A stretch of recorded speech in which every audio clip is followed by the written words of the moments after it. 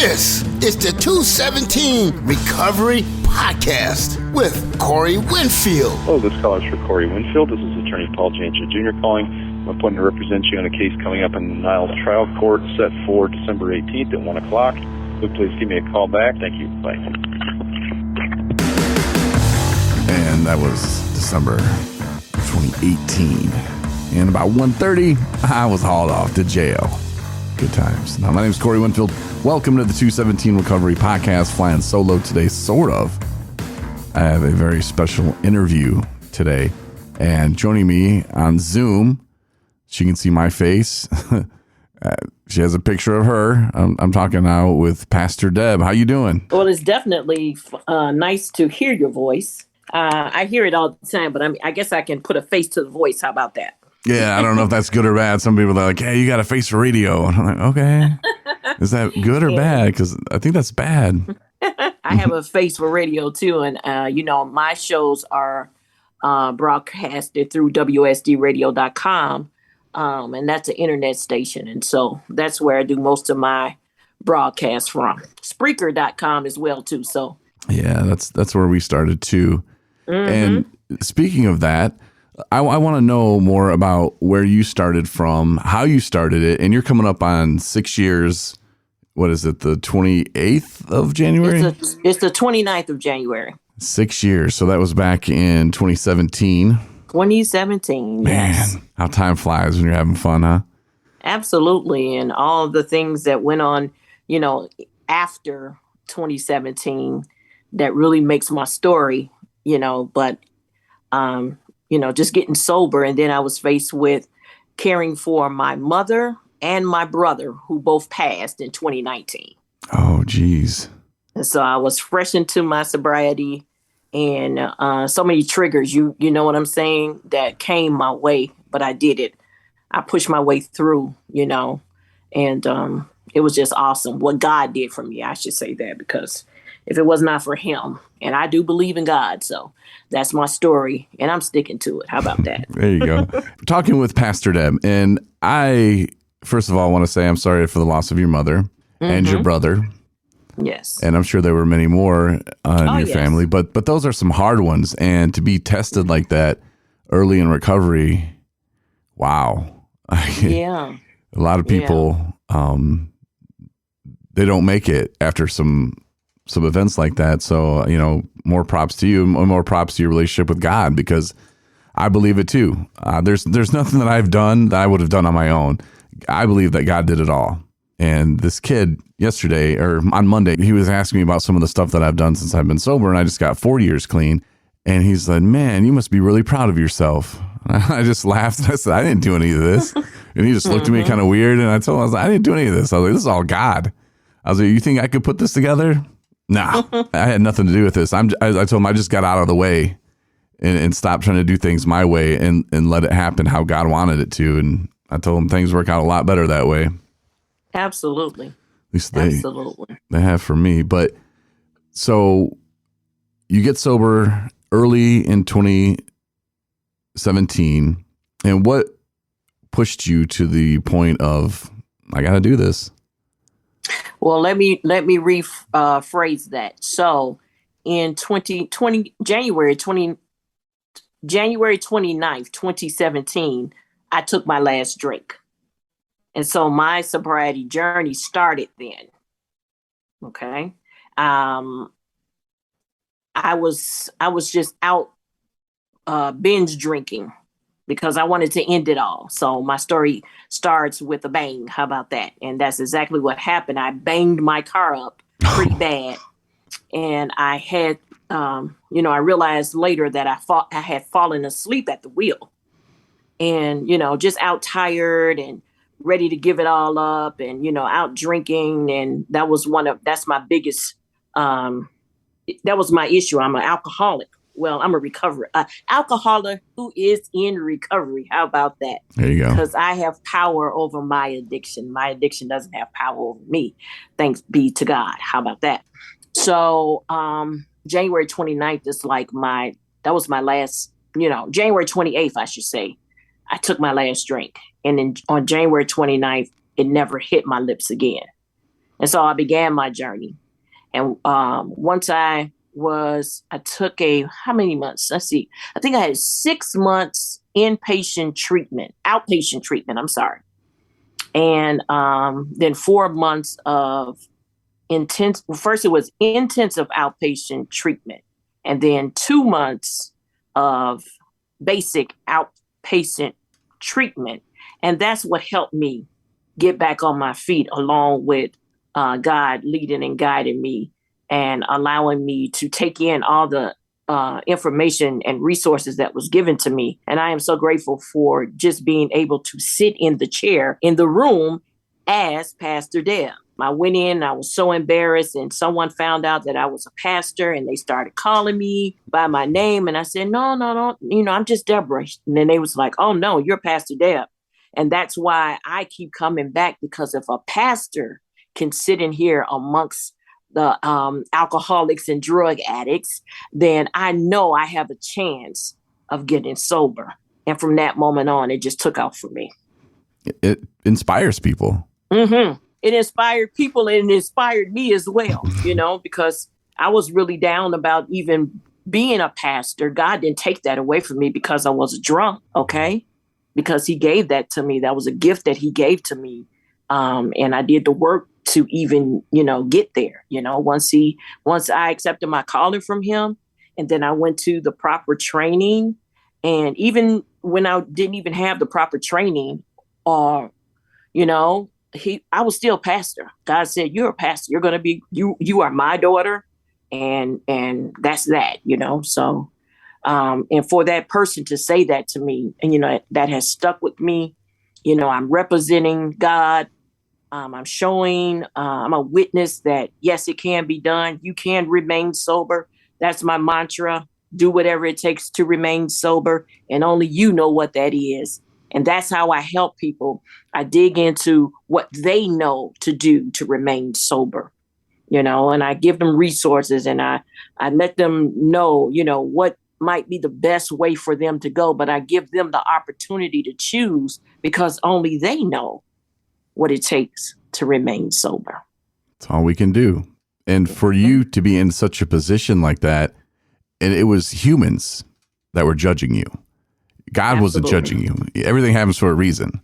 Mm-hmm. And if it didn't happen that night, that's how God wanted it to. And thank God, you didn't kill anybody. Yeah, I didn't kill anybody, and I did not complete what I attempted to do, and that was killing myself. And I had to face that. That's what you tried to do. You attempted to do it. Now, of course, I fell asleep, so it failed. You get what I'm saying? And Mm-hmm. God just guided me. And, I crashed. I banged the car up pretty bad, but nothing happened to me, and nothing happened to anyone else. So you're correct.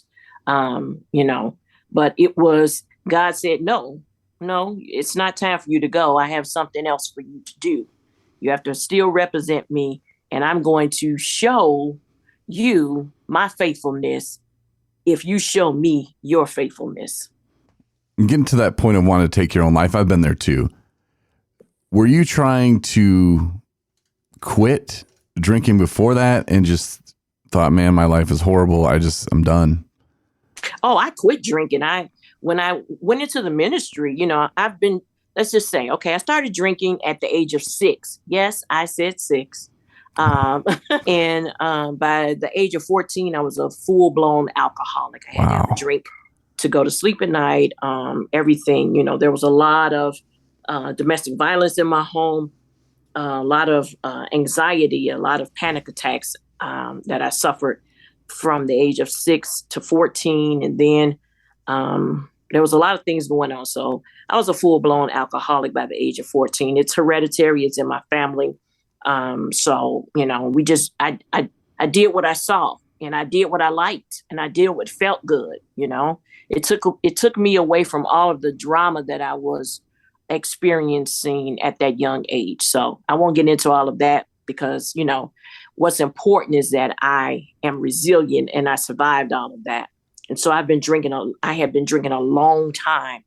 Then when I got called in to the ministry, I stopped for 10 complete years. Just cold turkey, nothing. I didn't have to, I just did it because I knew that's what I needed to do in order for God to used me. That's what I thought. And, I had no idea. Okay. But anyway, so I stopped drinking, and then I got sick, and the doctor told me, if you don't stop drinking, you're going to die. And I said, I can stop drinking. I don't have a problem. What are you trying to say? He said, ma'am, you really need to stop drinking. Your liver is in bad shape. So I never picked it up, so maybe about 20 years of not drinking.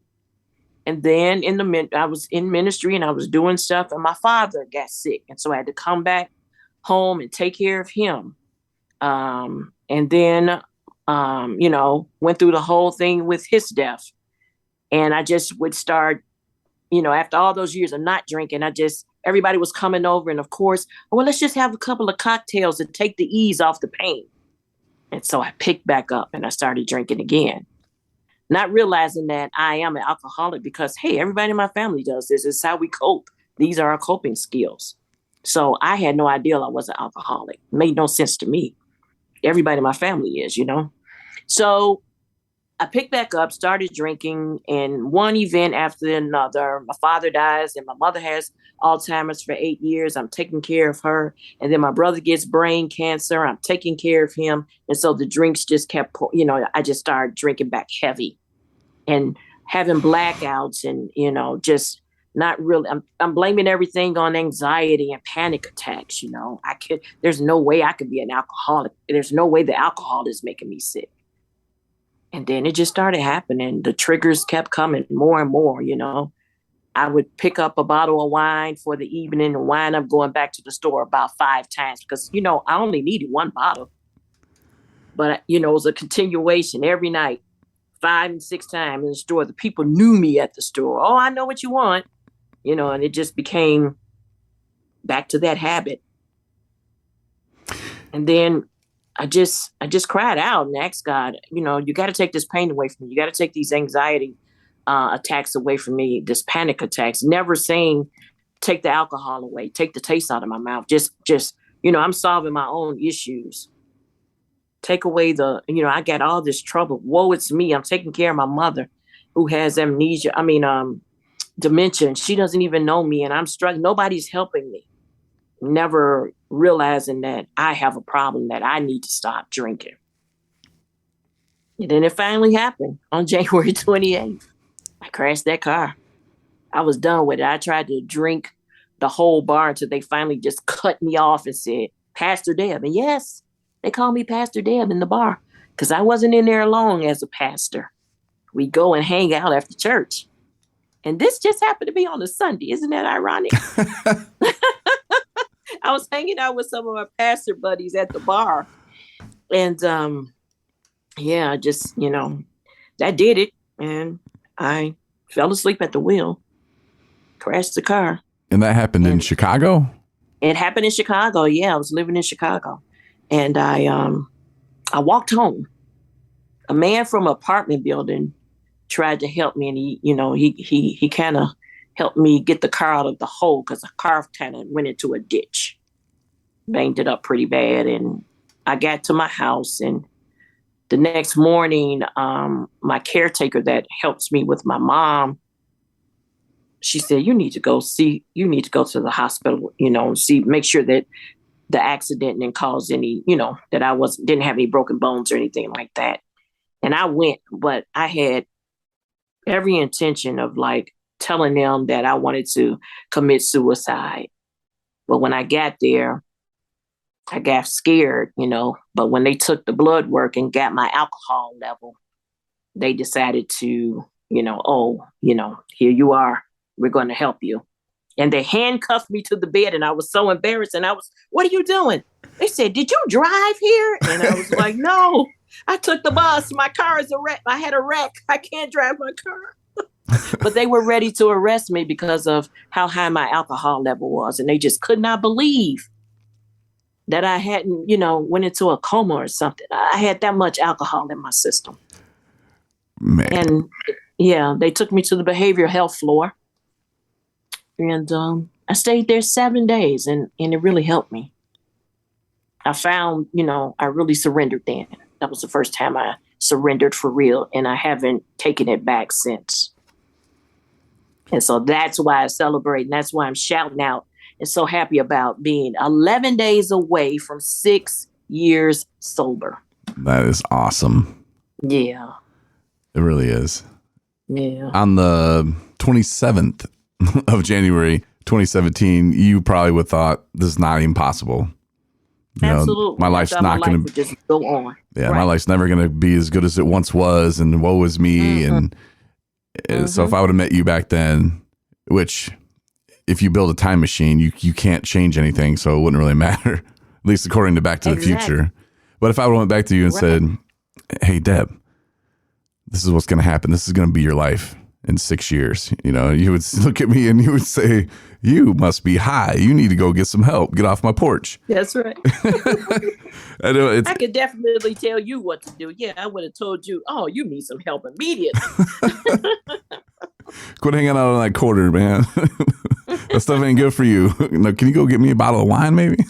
Absolutely. I've run out. Yeah.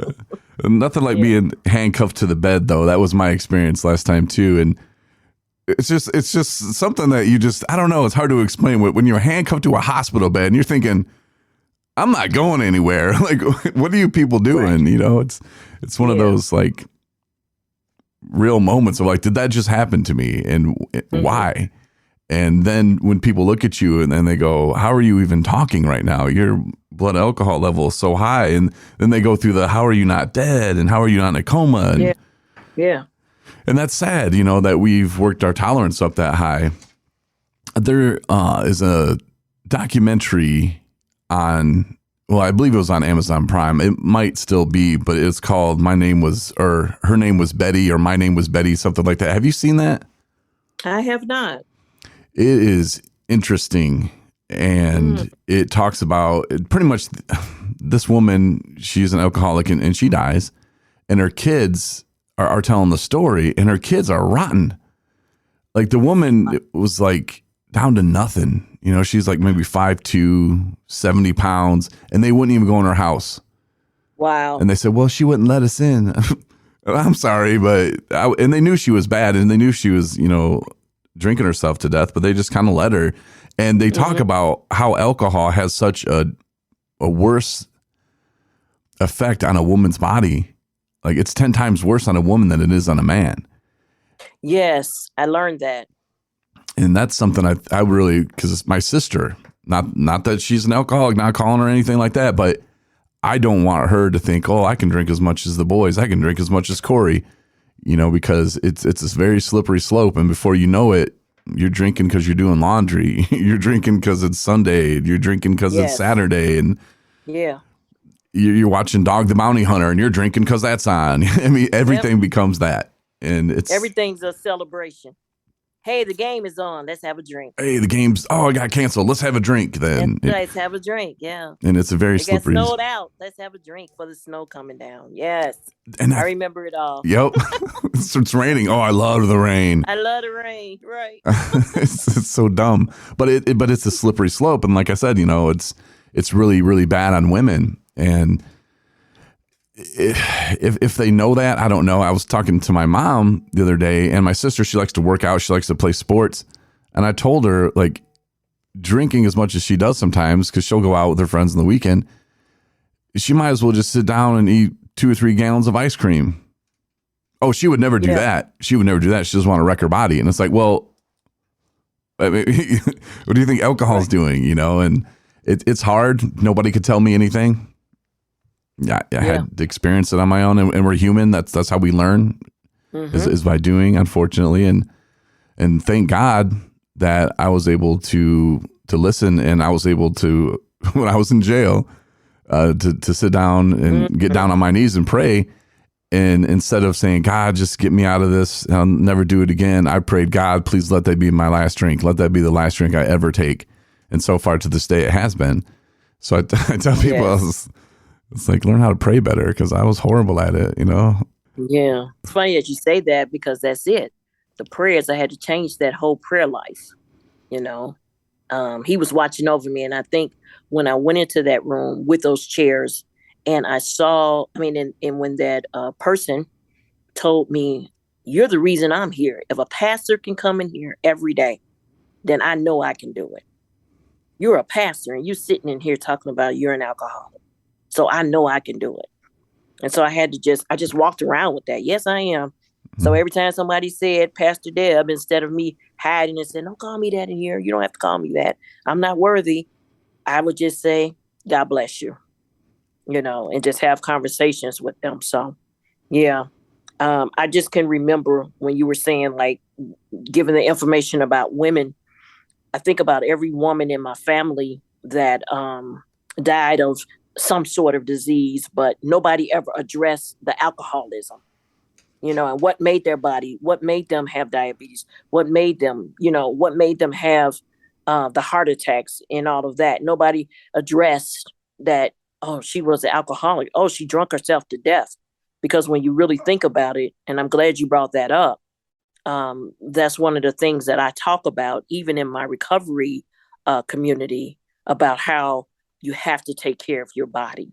You have to take care of your mind, and you have to take care of your soul. And so these are very important nuggets when we're sharing our testimonies about how our bodies, broke down physically as well as mentally. And I went through a whole lot of sickness, during that time. And every time, no one would address my alcohol issues. They asked me, do you drink? Yeah, sociably. And they should have known from my bloodstream. Oh, no, this is more than a social drinker. You know what I mean? But when you're being treated for one thing, the alcoholism just never comes up. And I just remember that one doctor saying, if you want your liver to come back to life, because it can regenerate itself, and if you want that, you got to stop drinking. But I never heard it again from any of the other doctors that I was constantly coming in for, oh, I'm having a panic attack. Oh, I'm having anxiety. I was having blackouts. I was drunk. And I know it had to be in my system, and nobody wanted to tackle with that. I don't know if it's because I didn't have the right insurance or what, but I'm not dwelling on that, but I'm just glad you brought that up, because people have to really think about that, and I'm glad God gave me, I don't know, just the ability to even talk about things like this. Just being on your show today I was so excited about it. I didn't know if I was going to be on video or just audio, but it didn't matter because I was just excited, because I follow you guys. I listen to your podcast often, and I'm just so excited about the conversation. Yeah, I had reached out to you like very early on in 2019. I got out of treatment in March, and I reached out to you, and because I was going to start a podcast. I had a 20-year radio career, and it was brought to my attention that I need to start a podcast about my recovery. Little did I know how much that was going to change my life and just open me up. I was always hiding it. And then when you start a podcast, hey, it's out there, man. So it was so freeing for me, to do that and to start it and be like, yeah, I'm in recovery. That's what's up. You can judge me on my past, but I don't live there anymore. So moving forward. Exactly. And this is what I'm talking about, my new life in recovery. And so it was very freeing. But as I was looking around online and stuff, trying to find other recovery podcasts, I was looking for other ones that were kind of established, that had more than 3 episodes, because you find a lot of that, unfortunately. And I reached out to these people that I don't know, maybe they had like 30 or 40 episodes. And the guy said he would talk to me, and we set up a time to talk, and he never answered, never called me back. And, I reached out to you, and I can't remember the extent of our conversation. I think it was a messenger or something like that, but maybe I just asked what microphones you used, or I don't know. It was something. I remember that. But I remember listening to yours, and it was so from the heart. It was so natural. The things that you were saying, I loved. And I was like, okay, that person I really like. So I started following you then, and I take people to and from treatment, and so I'm driving all over Michigan, and there's times where we go from northern Michigan to Detroit, and that's about a 4.5 hour drive one way. So on the way back, so I'll listen to your podcast, and you have me cracking up sometimes, and you have me slapping the steering wheel. You have me texting my wife, you got to listen to this. And I was talking to my wife the other day, because I listened to one of your episodes, and I brought you up, and I was like, yeah, I was listening to Pastor Deb, and this and that. And my wife's going back to school and she's got 3 jobs or something. She's an insane woman in a good way. And she's like, well, why don't you have her on? And I was like, I will. I was like, I'm gonna reach out to her. So I did. I reached out to you the other day and was like, hey. And you were like, absolutely. So I was pretty excited about that. I told my wife, I'm like, oh yeah, well, I'm having a guest on Wednesday. And she's like, yeah, who? And I was like, Pastor Deb. She was like, all right, like that's cool. Because she knows really cool. I dig you. So, really cool. So how did your podcast start? Like, so you get out of treatment. So I get out of treatment and I was, still taking care of Mom, and I had to put her into a, they call them nursing homes, but it's like a dementia care facility. Like a hospice, but not really a hospice. It wasn't hospice because she wasn't, she just couldn't take care of herself, and I could no longer do it. I was draining. I'm just taking, it took everything out of me. We're as a Black family, we were brought up to, you never put your parents in the home. You never, we take care of our own. We never, we always keep them at home, but keeping her at home was killing me. And so to me, I always say, what happened to me was a super blessing, because it allowed me to give up that reign as well. I couldn't do it anymore by myself. I needed the help, and it was out there. And God had to let me know, you can, she'll be okay. I'm everywhere. So don't worry about it. And so, I didn't really want to go back to work.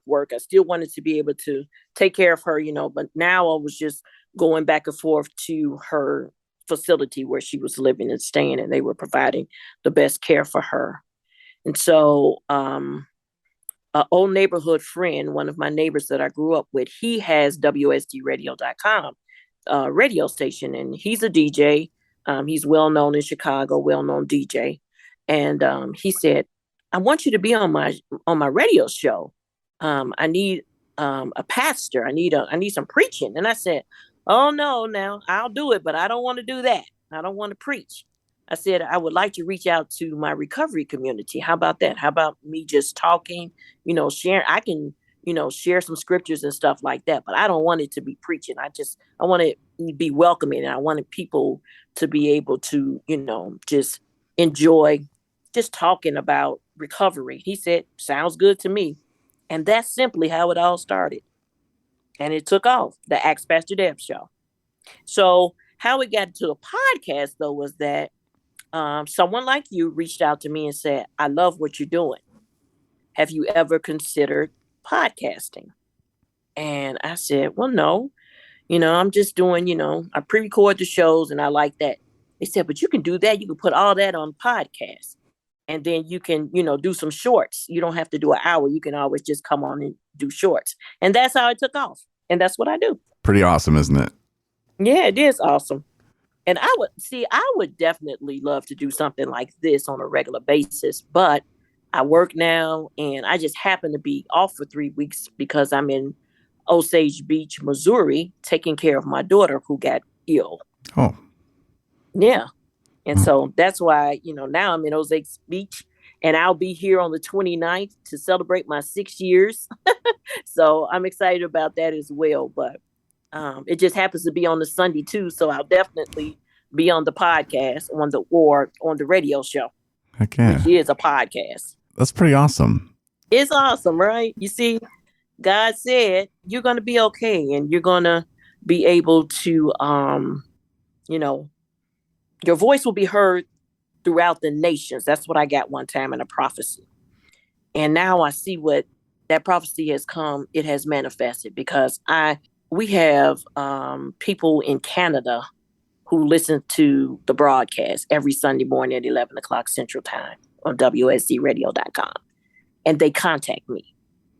You get what I'm saying? Mm-hmm. And they ask me questions about recovery. I work in the mental health field. And I always get people who want to know more about recovery. And so I'm doing exactly what I've always wanted to do. I'm just not doing it in the four walls of a church. I'm doing it in the marketplace. I'm doing it out in the field. I'm doing it out, in the highways and byways where people need it the most.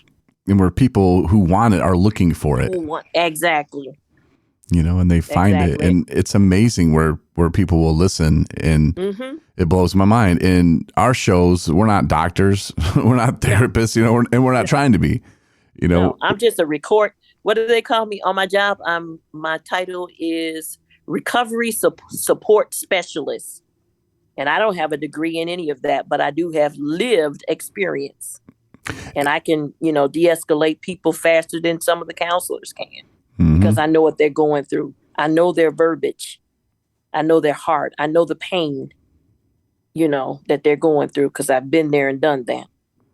I remember being all by myself and nobody understood, how I wanted to end my life, because I couldn't handle taking care of my mom. I couldn't handle her suffering.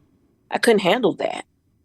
And, but I'm a pastor, so I'm supposed to be able to do everything. I'm Superwoman. You're supposed to be able to do everything. How dare you say you can't handle something? And this wasn't coming from God. This was coming from people. This was coming from people judging me. And I felt like I was a failure to everybody. God let me know, no, you're not. You're not. And so now I can freely talk to someone and tell them, oh, I know how you feel. I can relate. But you're a pastor. How can you relate? And then I can give them my testimony and tell them my story, and they understand. Yeah. I can help them to decide what they want to do and how they want to remain sober. And that's my only job. And I love it. And it's not an easy job to see people, and I'm sure you do. You see people in and out of recovery, and they keep coming back. And that's what I tell them too. I talk at a treatment center every Tuesday night, and I tell them, I was like, look, you guys got something good here, keep it going. But if something does happen, don't stay out there too long. Nothing's ever going to get better.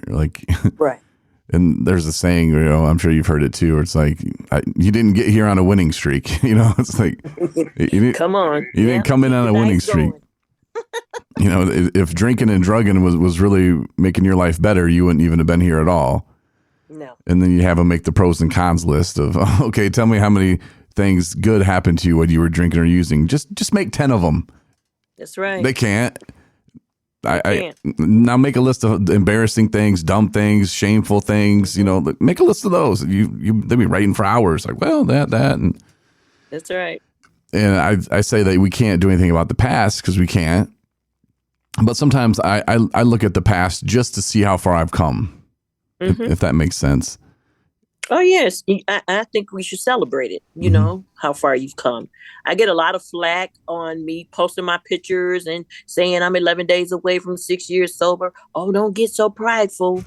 Don't be so, and I'm like, oh, you don't know what I'm going to be prideful, and I'm going to be proud. Yes, I am. I'm going to celebrate me. Yes, I'm going to do it. Just because you don't do it, it's okay.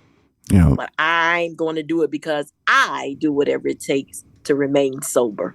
And only I know what that is for me. And once, a person can get past worrying about what somebody else thinks or feels, it makes it so much better for them. And all I can do is be an example for them. That's it. I want to show you, I want to exemplify what I got, the power that I do have. So I am no longer powerless. I am not. No. I am powerful. And you have to really think like that too. You really do. Yeah. Yeah. I tell people that I don't say I'm an alcoholic. Now, some people might want to classify me me as that. Some people want to classify me as having an alcohol use disorder or something. I'm like, okay, whatever. Yeah. But I like to say I'm in recovery, because to me that's more powerful for me. It is. And moving forward, I'm not, hi, I'm Corey, I'm an alcoholic. That's like me getting up saying I'm a horrible person every day, because I was taught alcoholics are bad people.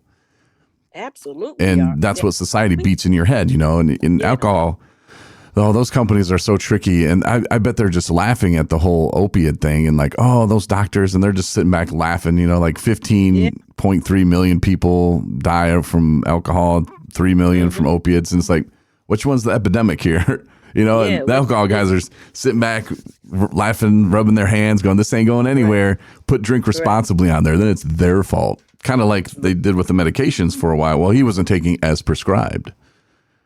Exactly. There you go. Okay. And then they do the whole, but after, 2 weeks of taking one a day, he's got to take two because of how your tolerance is. I'm like, well, same thing with alcohol. Like when I picked up that first beer, it didn't say, hey, in 3 years, you're going to need 12 of these to get the same effect.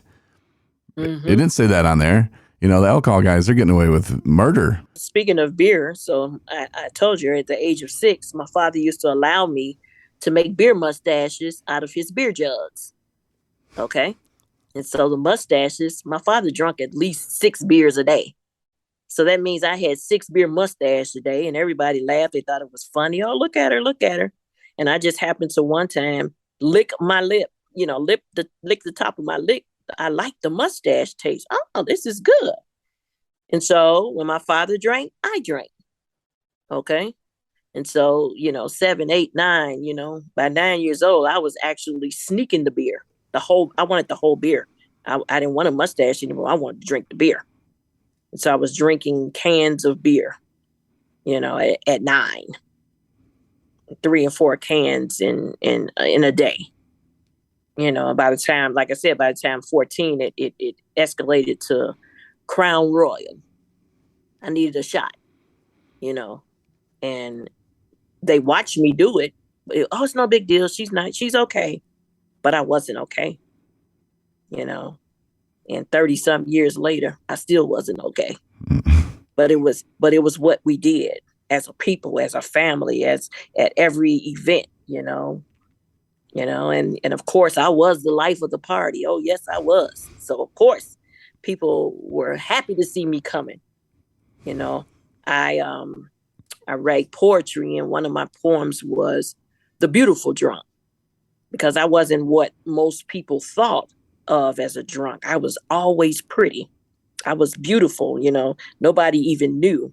And so even when I tell my testimony now, I can't believe that. Not you. I always get this comment and it baffles me. But you were so pretty. I'm like, well, ugly people have a right to be drunk, but pretty people don't, you know what I mean?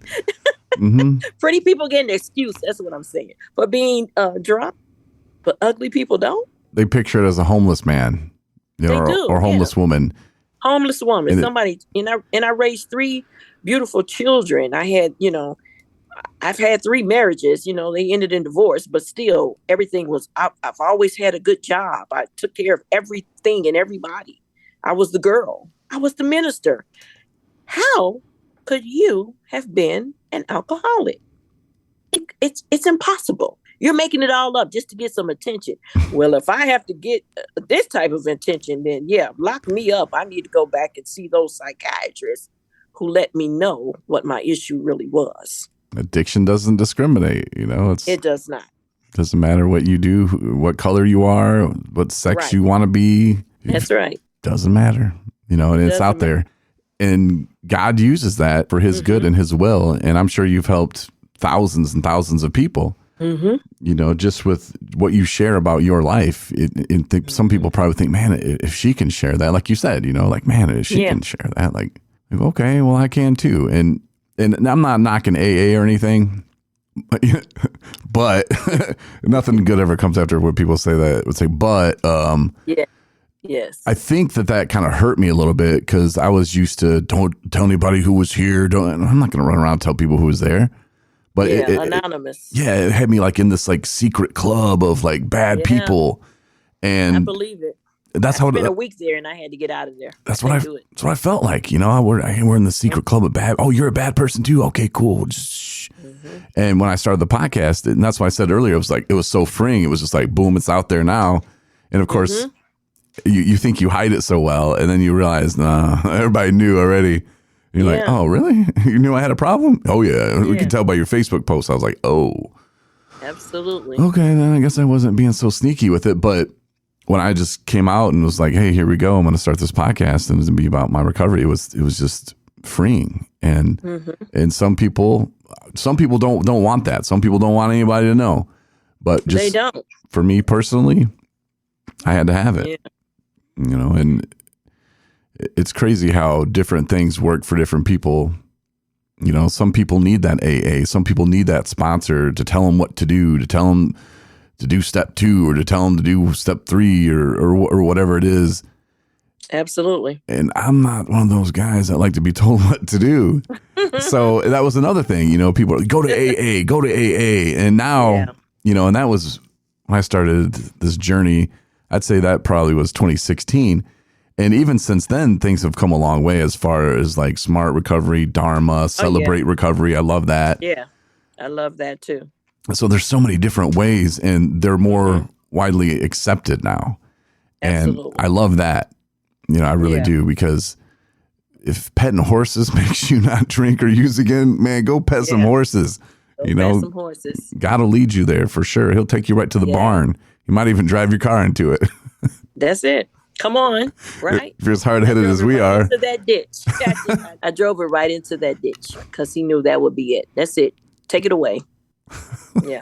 Let's let her start over. She can't get it. She's not going to get it unless she, something tragic happens to her. And understand it's to her and not, this is not for anybody but you. I'm taking care of you now. And then as soon as I got it all together, everything started happening. That's when the whirlwind started happening. But I was determined that I was going to remain sober. And I have. And that's why I celebrate. That's why I talk about it all the time. And I'm not afraid to say, I'm in recovery. And this is my recovery community. People like you and other podcasters and other people that, have, I like community gatherings as opposed to a AA meeting, or the meetings, you know what I mean? Mm-hmm. It's like, socialization, things that we do together. And not so much meetings and going down those 12 steps. I'm not a fan of them either. So, all 3 of my husbands were addicts. So, the lifestyle, I've lived all of that. And they all went to AA, CA, NA, all the A's, so that they can keep their jobs, keep their license, and do all that. It was just like, I'm doing it because I have to. And I am in recovery because I want to. Mm-hmm. I am in recovery because I want to make a difference in someone else's life. I want someone else to see that I have been set free by God and that they can have that opportunity as well. And it doesn't have to be on overkill, just a simple conversation like you and I are having right now.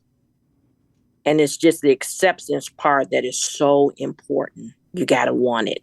You got to want it. Since the community, too, is such a big thing, and we're going to open a community center here in Traverse City, Michigan. Nobody has one, and we're kind of flying by the seat of our pants, but we're going to do it, and we're pretty excited about that.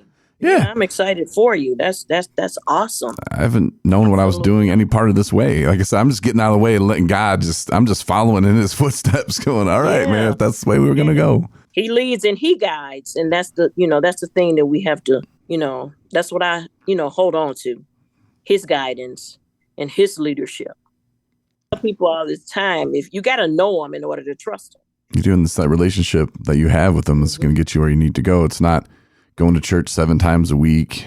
No, this is just my opinion as a professional radio broadcaster. But that's just how I feel and how I believe. But the community thing and saying that I'm not knocking AA, and I'm not, because I like to go to meetings because those are my people. I go to NA meetings. I go to them, but I go to them for the right reasons, and it's not to get my slip signed. And sometimes, like when I was living in sober living, one of the requirements was, hey, you had to go to 7 meetings. And at first I was a little bashful of putting my slip in, but at the end of it, I'm drawing all kinds of cool stuff in my slip, and people are looking at like, what is this guy doing? Like, he's having fun, isn't he? There's something for everybody, though. That's why I don't knock it. I don't knock it either, but it's not my choice. And I think we're both in agreement with that. There's something for everybody. And that's what I do at the Recovery Cafe. I give them all this information. It's up to you. There's just too many choices for you not to say that you can't do it, because you can, but you got to want to do it. And so my focus is more on helping them want it. I want you to want it. That's what I want you to want, One of the things I used to say was when people would say, or very early on, I had liver and kidney failure. And so doctors were like, you're an alcoholic. And I was like, no, I'm not. Right. And they're like, no, like your liver has stopped working. Your kidneys aren't working right now. Like we might be able to get them back on, but we're not sure. I'm just letting you know. But they were like, you need to go to AA. And I was like, man, that's a cult. I'm not doing that. and there's a lot of people that still say that to this day. You know, when I go into the recovery treatment place and the guys are like, yeah, but I don't like AA. And I'm like, good, try something else. There's like 20 different things you can try, man. Plenty. And they just look at you and what you said was absolutely right. You have to want it. You know, you can't just sit there and throw out those excuses of I don't like AA. It doesn't work for me. Them days are gone. You can't hide behind that anymore. That's right. It's too much. Too much. I love social media. People, some people say it's the devil. No, it's not. It's what you want it to be. It's what you want it to be, because there's also a delete button. There's also a block button. You don't have to be subject to all of the nonsense that's on here, and pull out the good stuff. And there's a lot of stuff on here. We wouldn't have been able to meet, in the 90s. You know what I mean? I would never ran across you, right? Right. I never came across, I thought you guys were awesome, as I'm searching for community. And so, I'm glad for social media, and it also brings on so much. I mean, come on, here we are. I'm in Missouri and you were in Michigan, and we are having a conversation. That's cool. Yeah. That's really cool. Yeah. It really is. Well, I'll let you get off though, but I definitely want to have you on again sometime. Okay, no problem. Thanks, Pastor Deb, for joining me today. It was a pleasure. Thank you, Corey. And we'll talk again soon. All right, take care. Thanks for listening to the 217 Recovery Podcast. For more episodes plus bonus features, download the 217 Recovery app and support recovery by rating us in the App Store.